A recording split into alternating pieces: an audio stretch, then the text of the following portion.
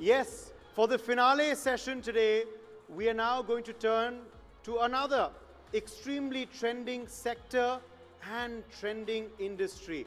I am talking about content creation, influencers. Yes, that's the buzzword these days. Everyone wants to meet, know, and follow an influencer and content creator. And to discuss next in content creation in our finale panel at the NXT 2026, before we also have a concluding vote of thanks after that, so stay tuned for this last segment in the NXT 2026 edition. So to call on stage now, I am extremely privileged, pleased to invite Visha Khandelwal, CA and content creator. Could we please have you on stage, Visha? Many thanks. This is the finale session. I'm sure we can give them some more energy. It's been a power-packed 3 days. You've been a great audience. One final time, let's hear it for all of them. Also, Arushi Hasija joins us, pastry chef and content creator. Arushi, welcome. Thank you for being with us. And to moderate, of course, a content creator, influencer, and personality in her own right. But today, she will be donning the moderator avatar for us. We have visual artist and content creator, Bahaar Dhawan Rohatgi. Bahaar, welcome. Thank you very much for doing the honors. And as you can see, we have carefully curated the creators because they all belong to, of course, different forms of creation. Thank you all for joining us. And I hand the floor over to Bahaar to take this forward. Firstly, thank you so much for having us today. Honestly, I'm sitting with two marvelous creators, and believe you me, none of us thought of being here intentionally. I'll start with my journey. Honestly, for me, content creation happened much by accident. It was never intentional. For me, my career was a bit of a chicken and egg situation. I do not know what came first, the artist or the lawyer. I did train to be a lawyer, and I practiced law. Amongst other clients, Facebook used to be my counsel. I was a counsel for Facebook. And if you rewind my journey by about 30 years, I think I was always an artist.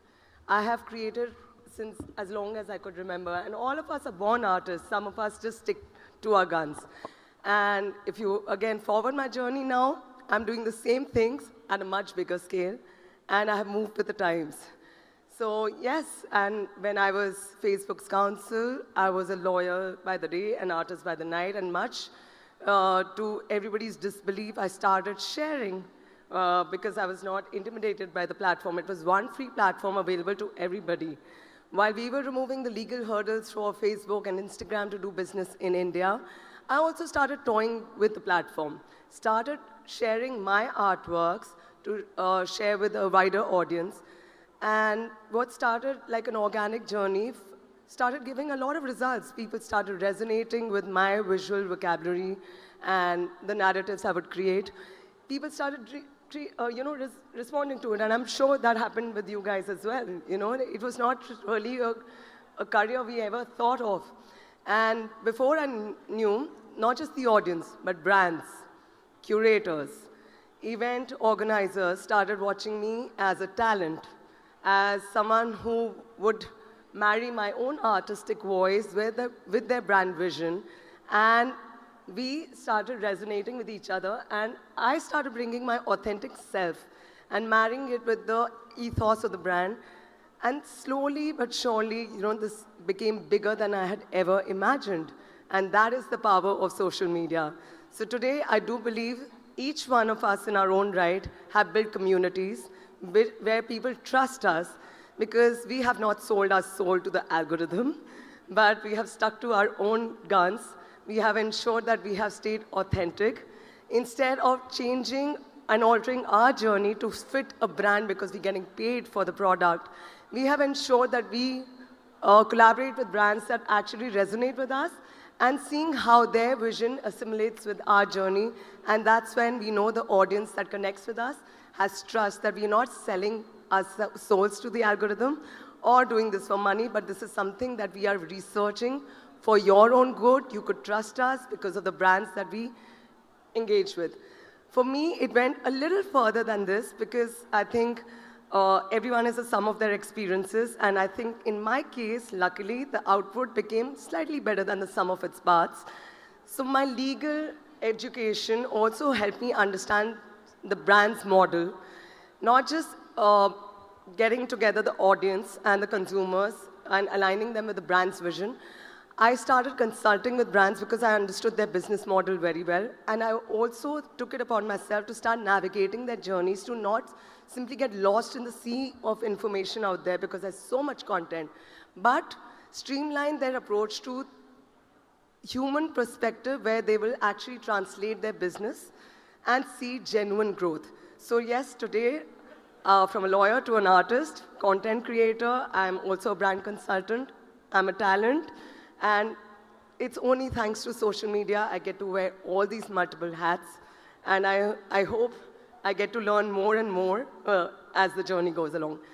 I would pass the baton to Arushi, and Arushi, why don't you tell us about how you started your journey in the world of content creation? So I started doing content in 2021, I suppose. I'm a baker. I'm a trained pastry chef. I'm trained in French pastry. Since Bahaar also talked about moving from one profession to another, I'm also a literature student. And then I moved to being a pastry chef. I think I've always baked. I don't remember not baking. I must have been around 10 when I started baking with my mother. And it's something that I really fell in love with. So the transition from it being a hobby to being a profession did not feel as monumental for me because it was something that I was doing on a daily basis for as long as I can remember. And the fact that a platform such as YouTube or Instagram or any social media would just help me make my passion a profession was something I feel very privileged to have been in that position. And yeah, I think that's it. I also am a pastry educator. So the platform not only gave me a career as a creator, but it also gave me an audience that I can teach how to bake, because I believe everyone likes to experiment in the kitchen, or even if they don't, everyone goes through a phase, especially during the lockdown when everyone was baking or just experimenting in the kitchen. So social media gave me the access to a lot of people who were interested in learning to do what I can teach them.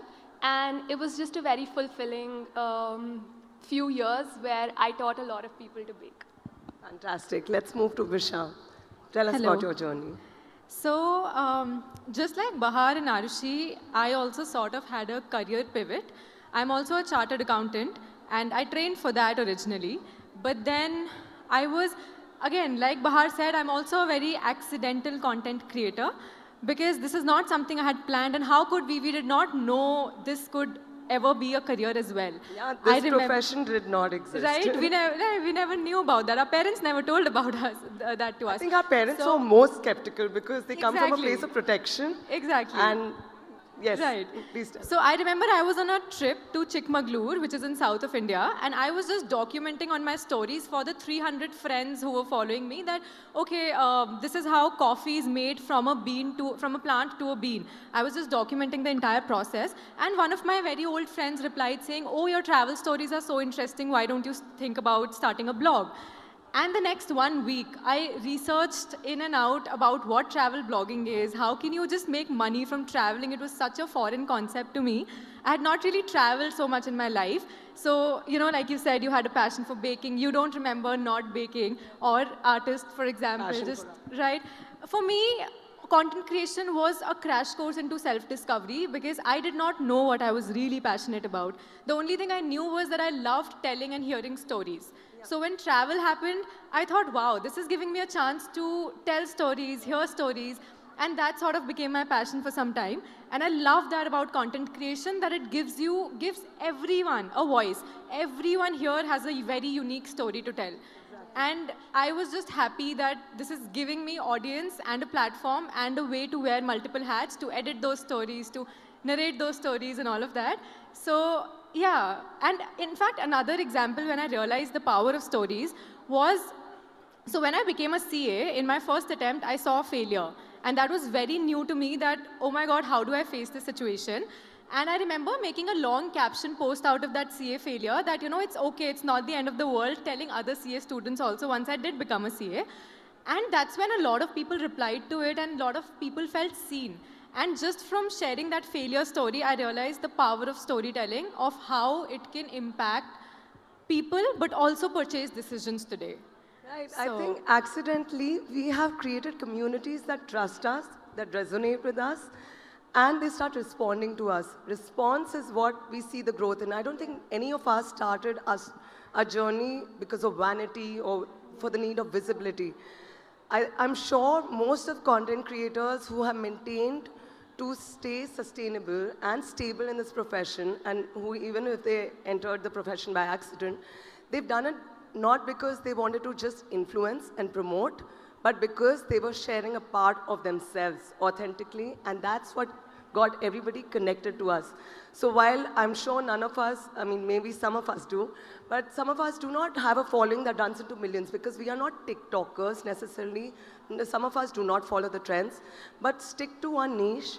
And I genuinely feel in the sea of information and content out there, the only voices that will still stay strong are the ones who are authentic and have a spirit animal of an amoeba who's willing to learn, because this journey keeps changing from year to year, and I think we are learners for life if we are in this profession, right?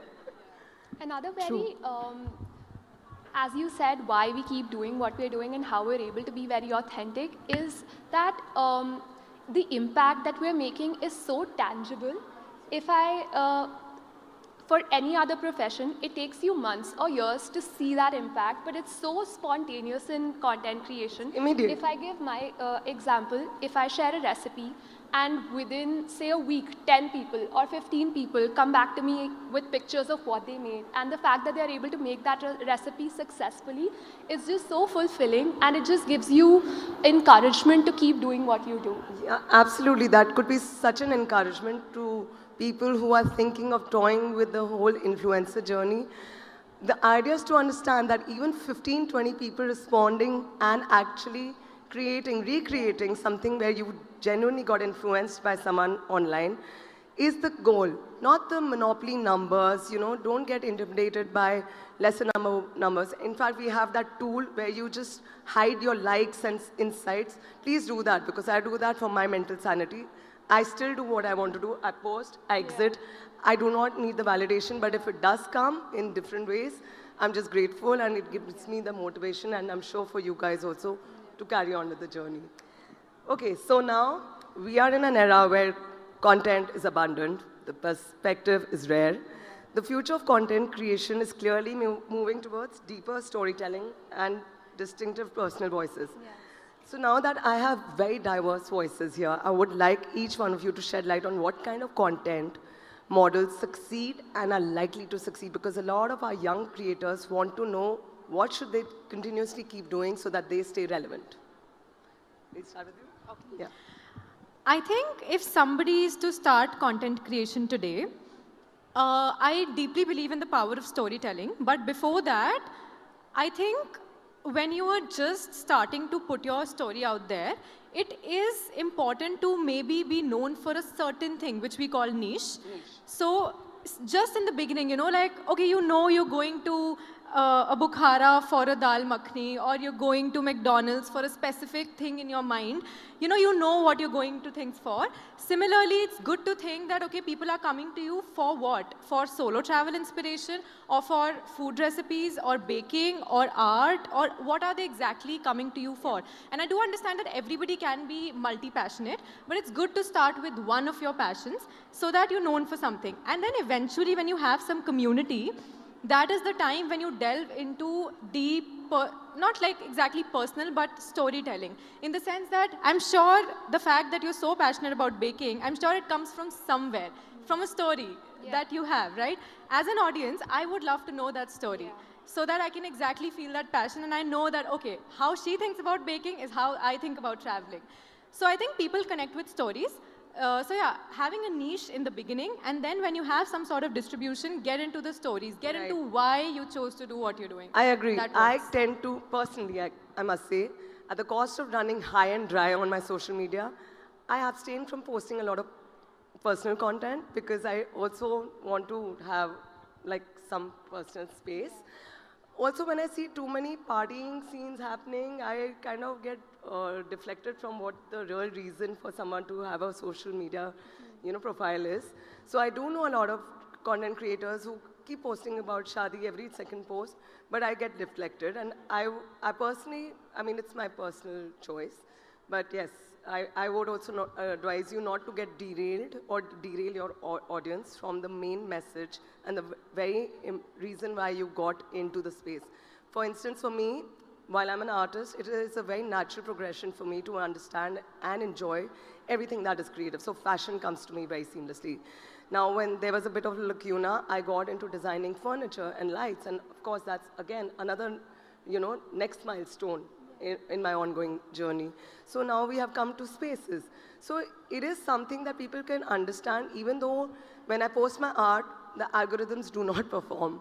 But that doesn't dissuade me from sharing what I actually was born to do, or share the very reason why my page got created, which still hasn't changed. It's still Bahaar art, because everything that I do comes from my soul. And along with the journey, right in the beginning, you may start doing things out of duty and fear of missing out, duty to be so consistent. It's okay to take breaks. The moment I started creating and sharing out of self-love, I think I became more focused. And yes, people know exactly what they will find when they land on my page and what I bring to the table. I do not feel the need to report everything now, and that is also great because some things will be found only in my stories, so you better keep up. And not everything, because also lack of time. I'm a young toddler's parent who I absolutely adore. I want to spend all my time with him if possible. I do not get the time to articulate everything into a post for people to share because, again, I do not want to trade my everyday life on social media. Arushi, what do you think is a sustainable model? I think the model keeps on shifting year to year. I remember when I started, the model that worked best was having really aesthetic, slow-mo recipe videos with just the hand showing, the tasty and the taste-made days. So you would have a very clean white marble top and then really aesthetic shots of chocolate pouring with just some light music in the background. So that worked for the longest time. But in like today's therapy. Yeah, but in today's time, unfortunately, that does not work. Even though it's very satisfying to watch, people, I believe, have perfection fatigue now because they don't want to see anything that is perfect. They'd rather see something that's relatable.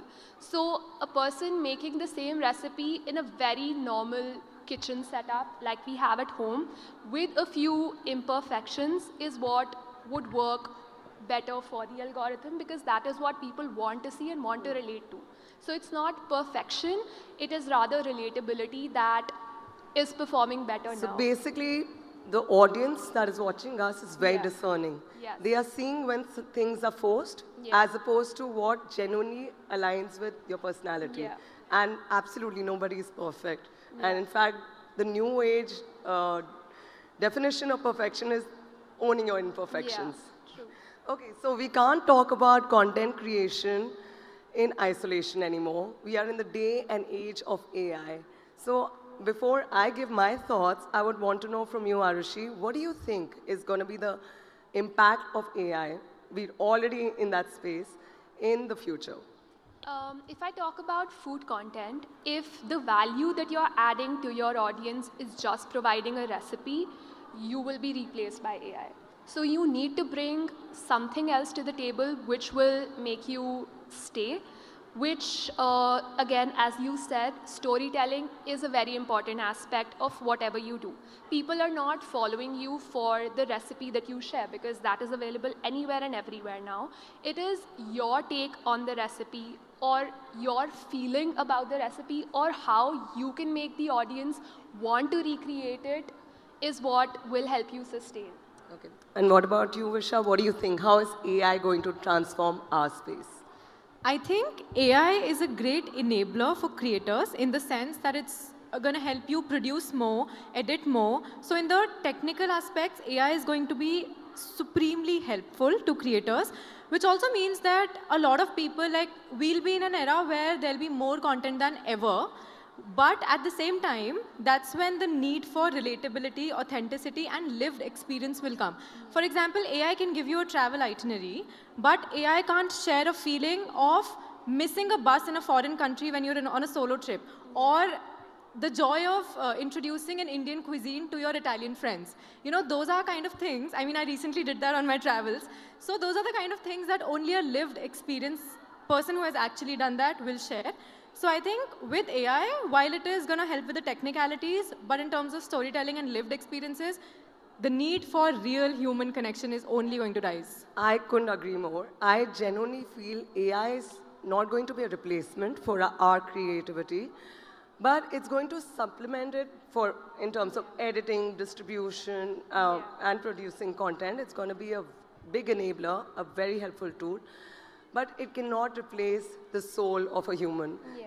Tools like elements like imagination, intuition, and just thought process. And we all are a sum of our experiences, right? And we are just hoping to infuse that. And if without us, the prompts don't work. Otherwise, everyone will be creating automatic content, and we will just reduce to mere clones of each other. And that is not something that will, again, the audience is discerning. They will not want to consume anything that is so generic unless we dig our souls and put it out there authentically.